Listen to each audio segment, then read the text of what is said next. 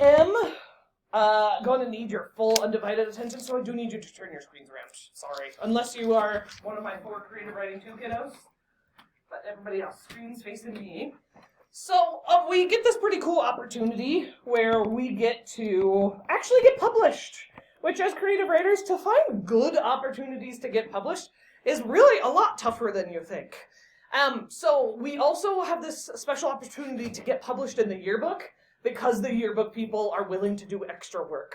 So I've got a bunch of my former yearbooks over here, and that's what I mean, that for the end of the year, sometimes it's called the memory book, sometimes it's called the yearbook, that the person who's in charge of it for that year, which it changes every year, for like the past 5 years, they have let my creative writing, 7th and 8th grade classes specifically, do some writing to get published. Yeah. Boom. Yes. So the people who do it are the PTA. It's the Parent Teacher Association. And every year it's somebody different. This year, if you know Lincoln Wong, I think it's his mom who's in charge of it. And she's just basically donating her time. She's putting the whole yearbook together, and that's a really big deal. And she said that she would be willing to put in the extra work to put some creative writing stuff in the yearbook. So we're going to create some. But this is not just a normal assignment, because you have the chance to actually get published, and the whole school would be seeing this, so you do have to really dig deep, and this has to be like your best stuff. So I'm going to give you some of the details you need to know. The one thing I want to kind of impress upon you is space in a yearbook is precious, because they work with a company who prints them and makes them look really nice, but that company does charge the school. And the cost that they pass on to students is just the cost that the company charges the school. So they're not making money on it, but because there is money involved, basically every inch of space in the yearbook really matters. That if you do get published, it's because you deserved to have the space that is set aside just for you. So that's one thing to consider. The other thing that I want you to consider, I know this is kind of tough to think about because it's February 15th, and people don't get their yearbook or their memory book until, like, you know, the last week of May or the second to last week of May. But try and imagine, I know it seems like forever away, but try and remember what it's like to have that end of the year hype where everybody, like, you can feel summer, right? And everyone is so happy and so excited, but also just like desperate for summer to finally get here. That is what you get to now be a part of. And that's what you're trying to remember, is that special end of the year time where people kind of stop thinking about all the bad things and they start just remembering the good moments from the year. And that's the point of a yearbook, is for people to look back. Liam, you gotta sit, so do that later, not right now, okay? No, go sit, you can do it later. Nope, you can do it later. So the idea is to look back fondly, and people are going to remember this, and they will remember you for adding to that feeling of joy and celebration. And it really is a special opportunity. So, and when it comes to your actual assignment, you're going to create at least 3 small pieces of writing. I'm going to show you examples in a minute so you can see what I mean by small. But because space in a yearbook is so precious and so valuable, you really are not doing a lot of writing, that you will be graded on giving me very, very high quality but short pieces of creative writing. So, remember that people actually buy this. Like, most students end up spending anywhere, like if you buy it early, it's $30 up to $40. And for me, like, I pull out my yearbooks every once in a while and I go look back, even like my middle school and elementary yearbook, that you're now going to be part of that. Okay, so the expectation today is going to be different than normal. There really shouldn't be free time today, and that's specifically because this does have to be so much more high quality than usual. This really does have to be the kind of assignment where normally I don't care at all about spelling and stuff, but on this one, you need to spell check. You need to use proper capitalization and punctuation, and think about grammar, and think about your word choice, and every word needs to have carefully been considered and thought about, okay? So, there usually is a theme every year. So it depends on the year. One year it's a great day to be a knight, because we hear that every morning in morning announcements. One year it was more of like a post-COVID kind of theme.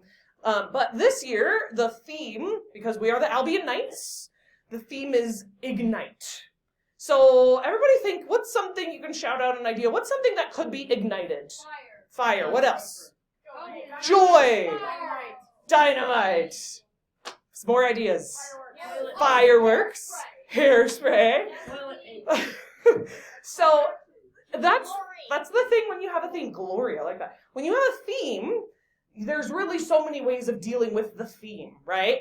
And so just because the theme is Ignite doesn't mean that you couldn't consider that theme in a cool, out-of-the-box kind of way. And here's the thing you have to think about. No one is forced to stop and read what you write. So you as a creative writer have a very different task today, that you are considering your audience, that you are the entertainment for a bunch of middle schoolers. There's like 987 6th, 7th, and 8th graders, and like 40 teachers, and then about 40 staff members. So that's your audience, and it's your job to captivate them and to grab their attention. So your writing that you do doesn't have to have the theme in it. It is okay if yours doesn't have Ignite. But if it doesn't have Ignite, and Liam screen face me, if it doesn't have Ignite, then have it deal with school in a different way. Like it could be about the Knights in general, or it could be about Albion. You could also think about stuff that has happened this year, positive things. So, like, there's like kendamas are making a comeback, right? Or like Fortnite has been really big this year again. Those kinds of things could be woven into what you end up writing, because that's a lot of what your books do. Is they're like a snapshot of that year, right? Yeah. Another thing that happened this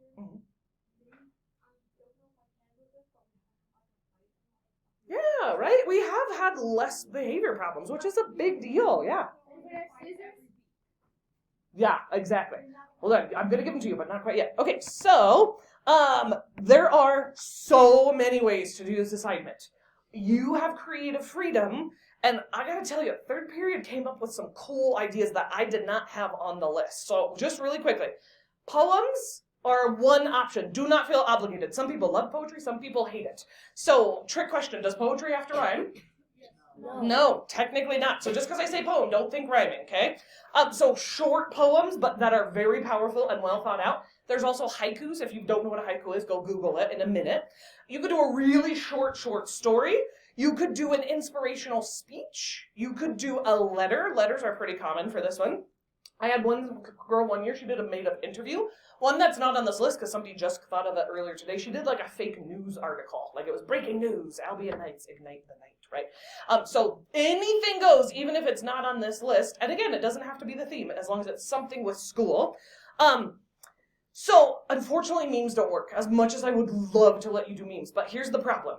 In a normal circumstance, when there's not money involved, memes are great. But when there's actual money, because people are paying for this, then you have to deal with what are called copyright laws.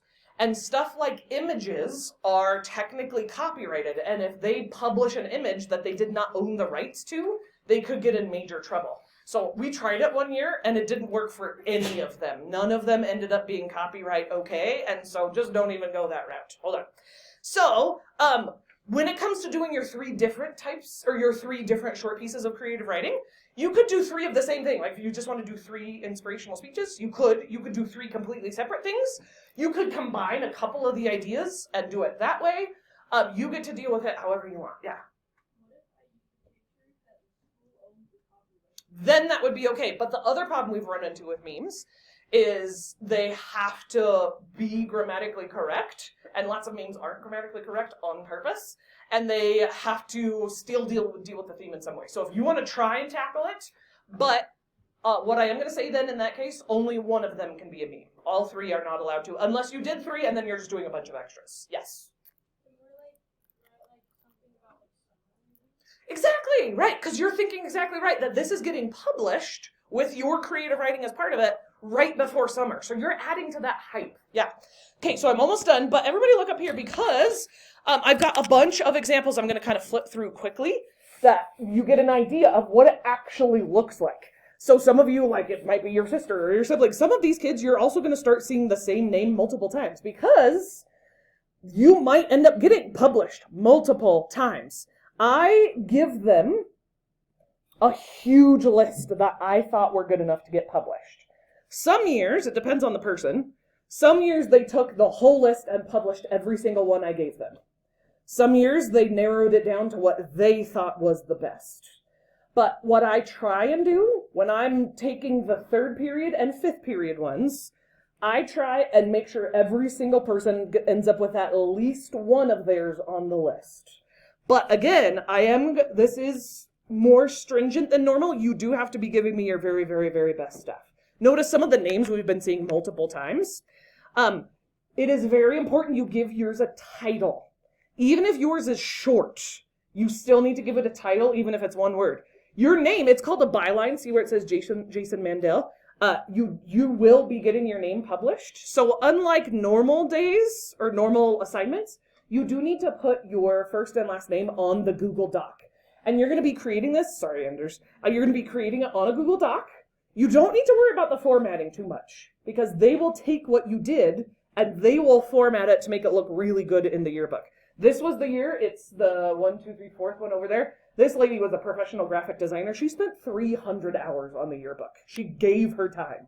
It was insane. She put so much time and effort. Notice sometimes you get somebody who got a whole half of a page, but that's because it was really good. It was high quality. Sometimes they're very short, but still powerful. And so that's what I mean by short. They told me that the best ones are basically around 100 words, but usually no more than 20 lines. Every once in a while, I did have a girl one year who got a whole page, but it was because it was really, really, really awesome, okay? So, I'm trying to think what else I missed. Yeah, but hopefully seeing some of these helped. When I say go, you are allowed to go look at the examples. Now, keep in mind that, wait, I haven't said go. When I say go. Keep in mind, I have papers in each one of those yearbooks that are specific to that year. So when you're looking through that yearbook, do not remove the papers. Because I have been teaching for too long, and I will not remember which yearbook the papers go with. So you are more than welcome to look through them, but the papers need to stay in that one. Also keep in mind that they're randomly sprinkled throughout the yearbook. So it's not like you'll look at one page and you'll automatically see one. You would kind of have to flip through a couple until you see it. Unlike normal, we aren't going to work with partners on this because they need as many great submissions as humanly possible. And I am going to have you stick in your normal spots because you need maximum concentration to make this the best it can be. And so remember, you shouldn't be having free time today. You should be giving this significant time and effort. You may turn computers around, but stay still for just 1 second. Let me answer questions. Yes. Yes, today would be a really good day to listen to music while you're working so that you can really concentrate. Yeah. So this is a one-day thing, but everybody in 3rd period was able to finish. And most kids in 3rd period were able to even do 5. So that is the expectation. If you do your 3, great, but do more than the 3. And hold on, I just had a thought. No, I've forgotten it. Oh, it must be original writing. You could Google ideas, but you cannot mimic or parody anything that already exists. This has to come from you. It has to be your writing. Yeah. Like.